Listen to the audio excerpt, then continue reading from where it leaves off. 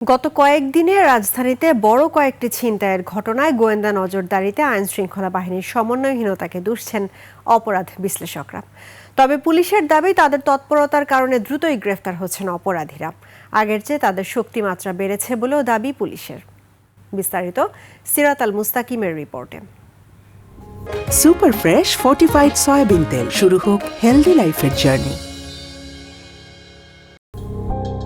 গেল ২৭ মে মিরপুরে দিনে দুপুরে গুলি করে এক ব্যবসায়ীর কাছ থেকে ২২ লাখ টাকা ছিনিয়ে নেয় দুর্বৃত্তরা। ঠিক তার ১৮ দিন পরে ১৪ই জুন উত্তরায় র্যাব পরিচয়ে মোবাইল ব্যাংকিং প্রতিষ্ঠান নগদের এজেন্টের কাছ থেকে ১,৮,০০,০০০ টাকা ছিনতাইয়ের ঘটনা ঘটে। ১৭ই জুন মিরপুরে মানি এক্সচেঞ্জ ব্যবসায়ীকে গুলি করে ২২ লাখ টাকা ছিনতাইয়ের ঘটনায় ৬ জনকে গ্রেফতার করেছে ঢাকা মহানগর গোয়েন্দা পুলিশ। এ সময় তাদের কাছ থেকে লুণ্ঠিত অর্থ, বিদেশি অস্ত্র ও গাড়ি উদ্ধার করা হয়। আর ১৯ জুন রাজধানীর উত্তরায় র্যাব পরিচয়ে কোটি টাকা ছিনতাইয়ের ঘটনায় ৫ জনকে গ্রেফতার করে পুলিশ। উদ্ধার করা হয় নগদ টাকা ও ব্যবহৃত গাড়ি।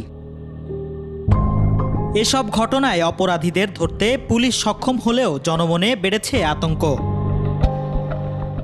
অপরাধ বেড়ে যাওয়ার কারণ হিসেবে আইনশৃঙ্খলা বাহিনীর গাফিলতিকেই দেখছেন অপরাধ বিশ্লেষকরা। তারা বলছেন, গোয়েন্দা নজরদারি ও টহলে রয়েছে সমন্বয়হীনতা। টহল কার্যক্রমের ঘাটতি আছে, টহল কার্যক্রম খাতা কলমে আছে কিন্তু বাস্তবে নেই অধিকাংশ জায়গাগুলোতে। আবার এই যে গোয়েন্দা সংস্থাগুলোর যে তৎপরতা, সেই তৎপরতার জায়গাগুলো খুব একটা বেশি সোচ্চার না সকল অপরাধ বা চুরি ছিনতাইয়ের মতো অপরাধগুলোকে নিয়ন্ত্রণ করার প্রশ্নে। পাশাপাশি সোর্সগুলো ইনঅ্যাক্টিভ। তবে এ ধরনের অভিযোগ মানতে নারাজ পুলিশ। গোয়েন্দা তৎপরতা ও টহল সহ জনসাধারণের সার্বিক নিরাপত্তায় শক্তি আগের থেকে অনেক গুণ বেড়েছে বলেও দাবি তাদের। বর্তমানে মানুষ নিরাপদে রয়েছে এবং যে অপরাধীরাও আগের মতো সেরকম প্রকাশ্যে অপরাধ করার সাহস পাচ্ছে না। এটা নিশ্চয়ই আমাদের যে প্রতিরোধমূলক যে ব্যবস্থা এবং গোয়েন্দা নজরদারি রয়েছে তারই একটা প্রমাণ।